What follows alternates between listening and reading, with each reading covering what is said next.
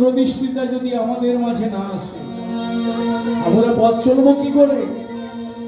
হিন্দু শাশ্বত সনাতন ধর্মের মানুষ হয়ে আমরা 25 ডিসেম্বর কে বড়দিন বলে প্রতিপালন করি। হিন্দু বাড়ির ছেলেরা কেক কাটতে চলে যায়, পাড়ায় পাড়ায় দিদি ভাইরা পিকনিক করেন।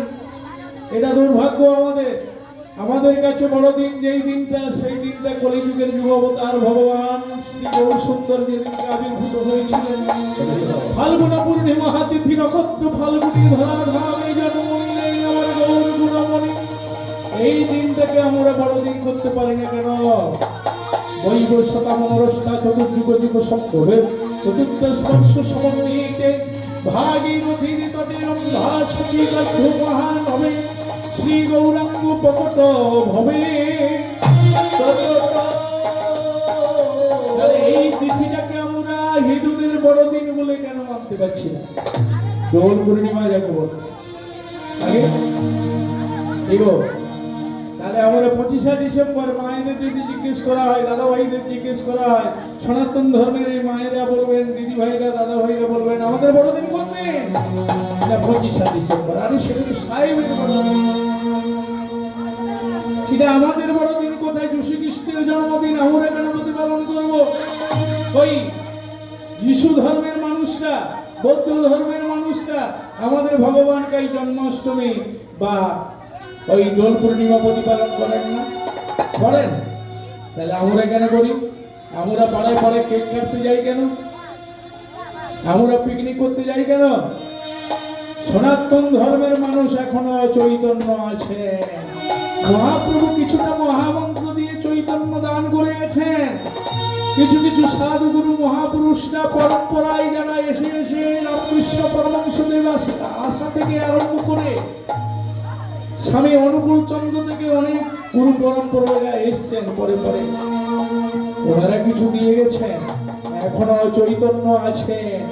যদি মায়েরা না সচৈতন্য হন, মায়েদের যদি চেতনা না হয়, আপনাদের বাড়ির ছেলে কচি কাঁচা ছেলেদের কি শিক্ষা দিবেন?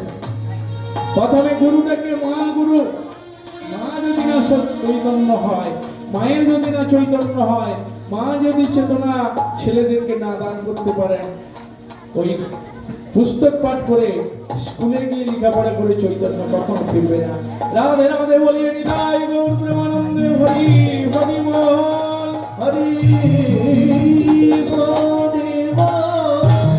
মাননীয় ভগবত ভক্ত শ্রীবাস বাবু বললেন, মাননীয় ভগবত ভক্ত শ্রীবাস বাবু বললেন একটি কথা। সেই কথাটি হচ্ছে, ভগবানের পক্ষে যে লাথি মেরেছিলেন, ভগবানের পক্ষে মারেন, বিষ্ণু চরণে বিষ্ণু পক্ষে মেরেছে। মায়েরা যেটা জানেন না সেটার কথা বলছে। ভগবানের পক্ষে লাথি মারার কারোর ক্ষমতা হয় না। ব্রহ্মানন্দন ভিগু কেমন? ব্রহ্মানন্দন ভিগুর ক্ষমতা হয় ভগবানের পক্ষে লাথি পদাঘাত করবে। ব্রহ্মা বিষ্ণু মহেশ্বর, তাহলে কি ওনারা ভগবান? তাহলে কোথায়? তাহলে ব্রহ্মা বিষ্ণু মহেশ্বর কি ভগবান? যারা কেউ 60টা গুণের অধিকারী, কেউ 55টা গুণের অধিকারী, কেউ আবার 50টা গুণের অধিকারী। পার্সেন্টেজ ভাগ করে দিয়েছে শিল অভয়চরণ স্বামী ভক্তিবেদ বেদান্ত প্রভুপাদ ইস্কনের প্রবর্তক। সারা বিশ্ব জুড়ে 186টা দেশে যেখানে কৃষ্ণ নাম প্রচার হচ্ছে, যার লেখা পুস্তক ইংলিশে লেখা শ্রীমদ ভাগবত গীতাকে আবার ভক্তিচারু মহারাজ তিনি বঙ্গানুবাদে সারা বিশ্ব জুড়ে আজকের আলোড়ন চলছে কৃষ্ণ নাম হরিনাম। আসলে সবাই মিলে একটু হরিনাম করি। তারপরে ভগবানের অঙ্গে লাথি মেরেছেন এটা বলবেন না।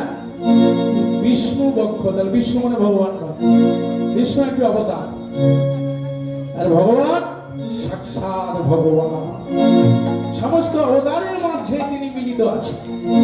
তাহলে এটা যে গ্রাহক, যে প্রবর্তক, যে বক্তা বলবেন, এটা খুব অপরাধজনক কথা। হরে কৃষ্ণ। সবাই মিলে একটু করতালি দিয়ে নাম করে যাবেন।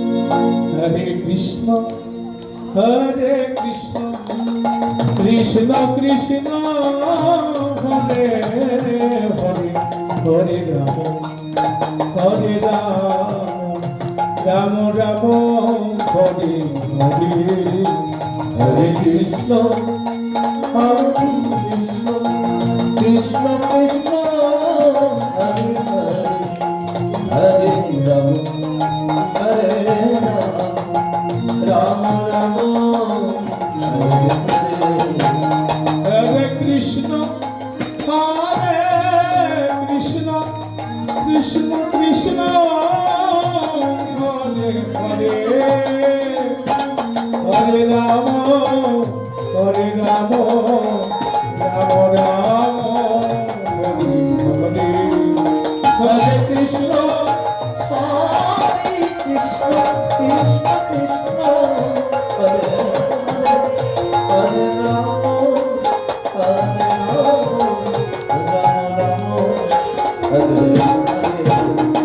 হাতগুলো চাদরের ভেতর থেকে উপরের দিকে উঠুন। হ্যাঁ, বার করুন হাতগুলো উপরের দিকে। যত আপনারা ফুল সারেন্ডার হতে পারবেন ভগবানের কাছে, দেখা যাবে দুর্গা চোখে গন্ডগোল লেগে গেছে, আমাদের আসতে হবে। আমরা প্রশাসনের কাছে হাত তুলে দিলাম, মানে শিবাসৌর বাড়িতে তো আসতে হবে। যদি না পৌঁছাতে পারি, এখানে মাল খেতে হবে, তাহলে ওদের হাতে মাল খেতে হবে। ফুল সারেন্ডার হরে রাম হরে রাম রাম রাম হরে হরে হরে কৃষ্ণ হরে কৃষ্ণ কৃষ্ণ কৃষ্ণ হরে জয় গুরু গৌরকে মানতে হরে রাম রাম হরে হরে কৃষ্ণ কৃষ্ণ কৃষ্ণ কৃষ্ণ হরে হরে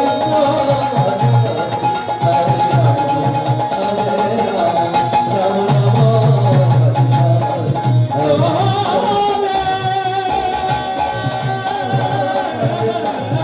কৃষ্ণ হরে রাম রাম রাম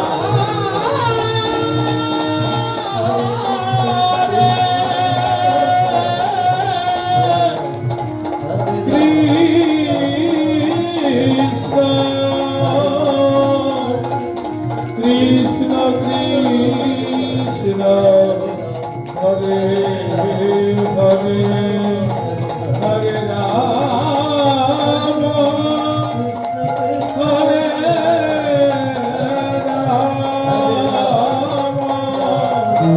রাম রাম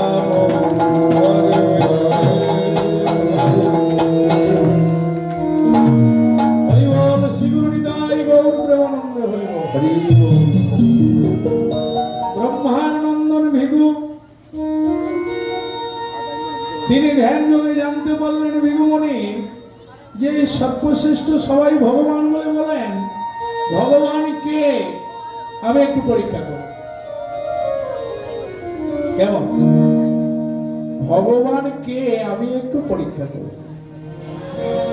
অন্তর্ধ্যানে ভিগুমণি জানতে পারলেন। ব্রহ্মানন্দন ভিগু সর্বপ্রথমে ব্রহ্মার কাছে যাত্রা করলেন। আগে পিতার কাছে যান, সৃষ্টিকর্তা পিতা ব্রহ্মার কাছে গিয়ে দাঁড়ালেন। বলে চলিল চলিল গো ভিগু ব্রহ্মার কাছে চলিল।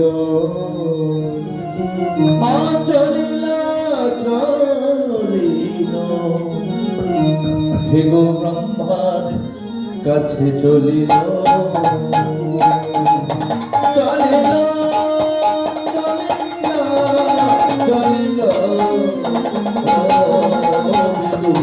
ব্রহ্মার কাছে চলিল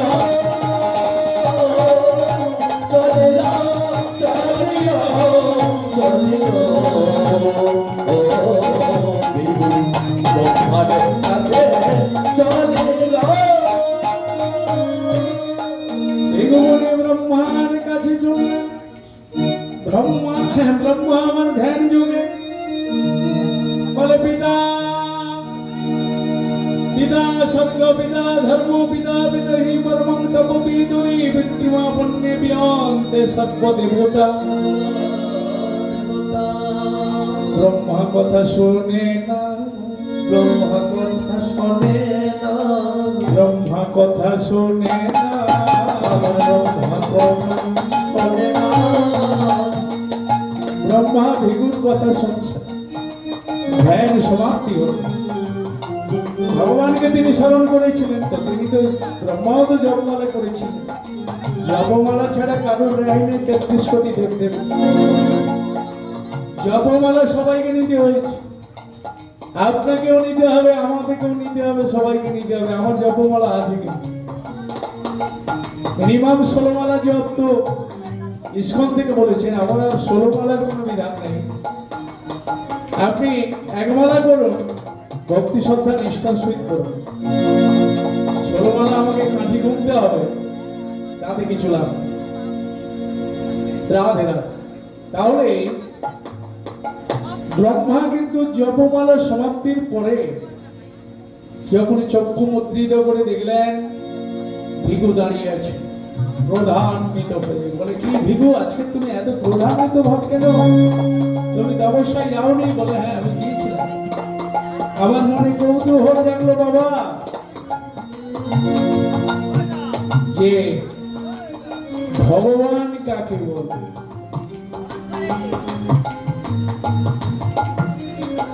সবাই তো বলে আপনি ভগবান, বলে না না আমি ভগবান নয়। বলে আপনার শিষ্যবর্গরা বলে আপনি ভগবান, বলে না না আমি ভগবান নয়। বলে আমি যার নাম করি তিনি ভগবান আছেন।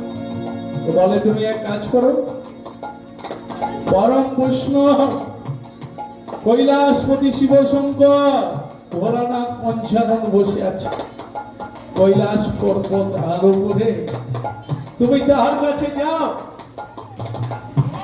এই বলে ভিগুমুনি আমার ব্রহ্মা পিতা ব্রহ্মাকে প্রণাম জানিয়ে চলছেন কৈলাস পর্বত। বলে এত বলি ভিগু আমার আহারে করিলেন আমার এত বলি আমার করিলেন কৈলাস পর্বতে আসি উপনীত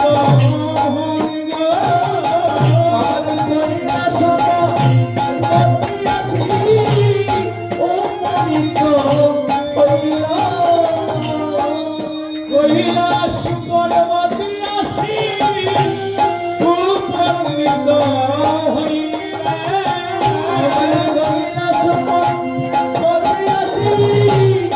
উপনীত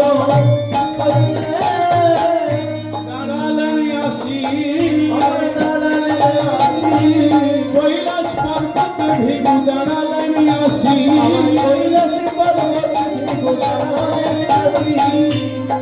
পঞ্চাননের কাছে করজোড়ো করে বলে এই ভোলানাথ মহাদেব তুমি একটু জাগো। চক্ষু মুদ্রিত করে ভোলানাথ ধ্যান করছে। এর ডাক আর কেউ শোনে না, কেউ শোনে না, ভোলানাথ শোনে না, পার্বতীও শোনে না,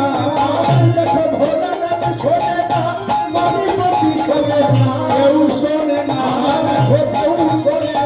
নন্দী ভিঙ্গি শোনে না,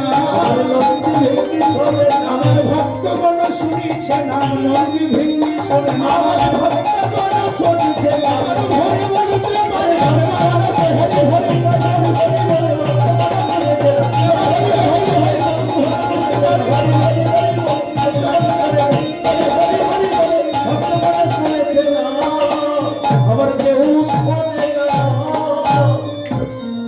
কিন্তু সকলেই শুনেছেন, নন্দী ভেঙ্গি শুনে না।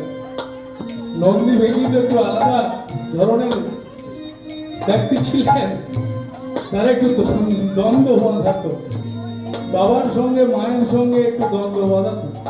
এই জন্য তারা ওর নামে টামে ভক্তি ছিল না। কিন্তু ভোলানাথ যখন ধ্যান মগ্ন হয়ে যখন দেখেন ভিগুমণি দাঁড়িয়ে আছেন, কি মণিবর হেনকালে আপনি এই প্রত্যুষে ঘড়ির বেলায়? বলে আমি অনেকক্ষণ থেকে এসেছি, আপনাকে ভগবান বলে আমি ভেবেছিলাম।